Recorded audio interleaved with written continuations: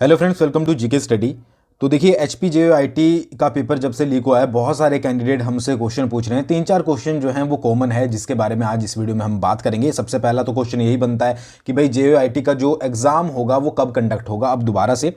दूसरा, question paper जो दूसरे लीक होकर मिले हैं, ठीक है, मतलब कि दूसरे क्वेश्चन पेपर भी कुछ बरामद किए गए, उनके बारे में सारी चीज़ें जो है वो इस वीडियो में बात करेंगे। और एक क्वेश्चन ये पूछा जा रहा है कि जो न्यू कैंडिडेट होंगे, ठीक है, क्या वो अप्लाई कर पाएंगे कि जब दोबारा से एग्जाम होगा। तो सबसे पहले तो मैं आपको ये चीज़ क्लियर कर देता हूँ कि जो नए कैंडिडेट हैं वो इसके लिए अप्लाई जो है वो नहीं कर पाएंगे। ठीक है, जो पहले से ही जिन्होंने अप्लाई किया है उन्हीं के एडमिट कार्ड वगैरह दोबारा से जारी होंगे, ठीक है, वही जो है वो दोबारा से एग्जाम दे पाएंगे। ऐसा मत समझिएगा कि दोबारा से आपका रिक्रूटमेंट के लिए ऑनलाइन एप्लीकेशन फॉर्म मंगाए जाएंगे और आप जो है वो जिन्होंने नहीं भरे हैं वो भी भर पाएंगे। तो ये रद्द हुआ है, ठीक है, बट जिन्होंने पहले भरा है वही इसके लिए अप्लाई कर पाएंगे। वैसे तो मैक्सिमम को ये बात पहले से पता होगी, बट जिनको नहीं पता है उनको अब जो है वो पता लग गई होगी। अब देखिए, मैं आपको एक चीज़, बाकी चीज़ें डिस्कस करने से पहले मैं आपको ये बता देता हूँ कि ये पेपर जो है वो लीक किस तरीके से होते थे। तो हिमाचल प्रदेश कर्मचारी चयन आयोग की भर्ती परीक्षाओं के पेपर बेचने वाले जो गिरोह में जो दलाल बीच में गिरफ्तार हुआ है, 31 वर्षीय संजीव कुमार, ठीक है, वो क्या करता था कि उसने सबसे पहले तो अपना टाइपिंग ट्रेनिंग इंस्टीट्यूट और कोचिंग सेंटर चला रखा था हमीरपुर में। तो इस कोचिंग सेंटर में या टाइपिंग इंस्टीट्यूट में जो भी बच्चे पढ़ने आते थे, ठीक है, उनसे वो क्या करता था कि प्रश्न पत्र देने के बदले जो है वो पैसों की डील करता था और मैक्सिमम बच्चे जो है वो इस झांसे में आ भी जाते थे। आपको पता ही होगा कि 2 स्टूडेंट गिरफ्तार भी किए गए हैं और एक स्टूडेंट ने तो चलो इनको ही गिरफ्तार करवा दिया, तो 2 गिरफ्तार भी किए गए हैं। तो इसी तरीके से जो है वो बच्चों को लालच देकर कि भाई आपको प्रश्न पत्र मिल जाएगा, सरकारी नौकरी आपकी लग जाएगी और इतने पैसे आपको देने हैं। जब बच्चे मान जाते थे तो इस डील को पक्की होने के बाद वो गोपनीय शाखा में जो तैनात थी वरिष्ठ सहायक उमा आजाद, उनके घर ले जाता था। आगे का प्रोसेस फिर वही होता था कि भाई पैसे दो, क्वेश्चन पेपर लो और फिर आप एग्जाम में बैठो और अच्छे नंबर लेके आओ और सरकारी नौकरी आपकी पक्की।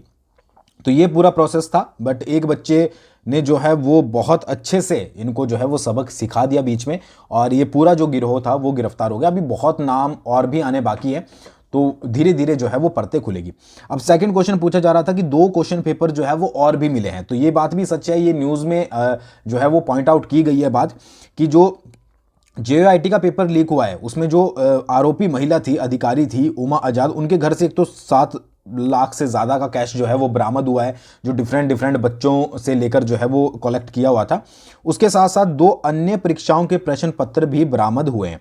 अब ये कौन कौन से एग्जाम हैं इसके बारे में अभी जो है वो बताया नहीं गया है, क्योंकि इसका रीज़न ये है कि विजिलेंस के जो अधिकारी हैं वो उच्च अधिकारियों से जो है वो प्रश्न पत्र के बारे में बात करेंगे, जो कि सोमवार को होगी। और उसके बाद ही अगर ये लगता है कि वो पेपर भी लीक हुए हैं, उन प्रश्न पत्रों को भी आगे बांटा गया है, तो हो सकता है कि उनकी परीक्षाएं भी रद्द की जाएं।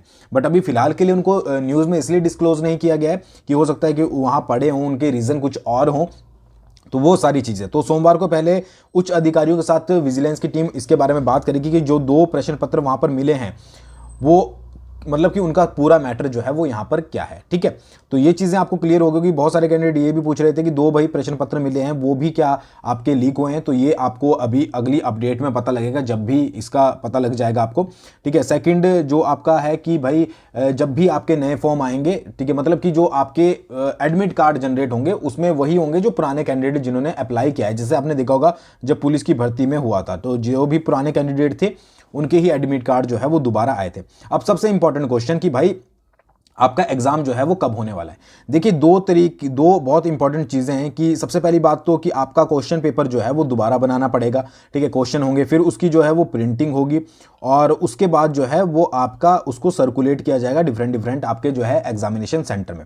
तो इस पूरे प्रोसेस में जो है वो टाइम लगने वाला है और अगर इस पूरे प्रोसेस को एचपीएसएससी अगर फास्ट कर भी देती है तो सबसे बड़ी चीज यहां पर है सीजन की, ठीक है, यानी कि वेदर की। अब आपको पता ही होगा कि बहुत सारे एरियाज ऐसे होंगे जहां पर स्नोफॉल हो जाएगी और उसके बाद उनके मैक्सिमम के रूट जो हैं वो आपके बंद हो जाते हैं और स्टूडेंट जो है वो एग्जामिनेशन सेंटर तक नहीं पहुंच पाते। अब कुछ तो ऐसे हैं कि उनको एग्जामिनेशन सेंटर के लिए एक दिन पहले जाना पड़ता है, तो ऐसे में जब आपका रूट बंद होगा स्नोफॉल के कारण तो आप जो है वो वहां पर नहीं पहुंच पाओगे।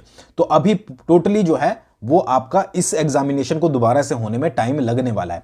अब यहाँ पर ये मैं नहीं कह रहा हूँ, ये कह रहे हैं आपके जो आयोग के चेयरमैन हैं डॉक्टर संजय ठाकुर। यहाँ पर आप देख लीजिए कि परीक्षा की आगामी तिथि तय करने में अभी जो है वो समय लगेगा।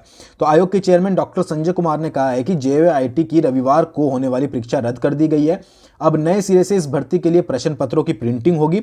वहीं बर्फबारी का समय शुरू हो रहा है, ऐसे में मौसम को ध्यान में रखते हुए ही JYIT भर्ती परीक्षा की आगामी तिथि जो है वो तय की जाएगी। तो अभी पूरा प्रोसेस होगा, प्रिंटिंग वगैरह होगी, उसके बाद आपका डिसाइड किया जाएगा कि कब जो है वो एग्जामिनेशन होने वाला है।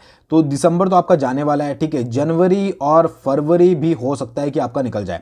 2 महीने तो कम से कम इसमें लगेंगे एग्जामिनेशन में आपके। और जनवरी तो आप ये तो मान के चलिए कि जनवरी तो पूरा जाने वाला है, 1 महीना तो बिल्कुल आपका यहाँ पर निकलेगा क्योंकि बहुत जगह पर स्नोफॉल होती है, ठीक है। उसके बाद हो सकता है कि फरवरी के मिड में या फिर फरवरी के बाद ही जो है वो एग्जामिनेशन की डेट हो। वैसे पूरी कोशिश HPSSC की ये रहेगी कि फरवरी मंथ में आपका एग्जाम हो जाए, तो आपको 1 मंथ जो है वो एक्स्ट्रा आपको यहाँ पर मिलने वाला है, ठीक है। वैसे एक्स्ट्रा तो बोल नहीं सकते क्योंकि मैक्सिमम की तैयारी अच्छी थी, बोल रहे थे कुछ एक बोल रहे थे कि जिनकी तैयारी अच्छी नहीं है तो उनके लिए अच्छा टाइम है।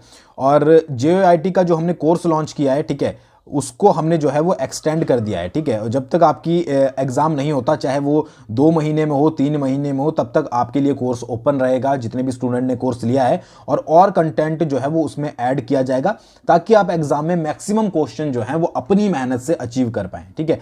200 क्वेश्चन होते हैं, ठीक है, 200। अब देखिए पहले तो JYIT का जो हमने कोर्स लॉन्च किया था उसमें सिर्फ आपकी कंप्यूटर जीके थी, बट अब हम उसमें जो है वो HP GK, इंडियन जीके सब कुछ आपको मिक्स करके देंगे। और अब तो टाइम मिल गया है तो आपको और भी ज़्यादा कंटेंट जो है वो प्रोवाइड करवाया जाएगा। तो जिन्होंने अभी तक ज्वाइन नहीं किया वो जाकर GK स्टडी ऐप पर ज्वाइन कर सकते हो। कूपन कोड यूज़ कीजिएगा JYIT 2022 ताकि आपको अच्छा खासा डिस्काउंट मिल जाए। और अच्छे से तैयारी कीजिए ताकि आपको किसी से पीछे रहने की ज़रूरत ना पड़े। आपने 200 क्वेश्चन किए हैं तो आप उसमें से मतलब कि मैक्सिमम अटैम्प्ट कर पाए। 200 क्वेश्चन आए, 200 में से आप ज़्यादा से ज़्यादा जो है वो खींच पाए।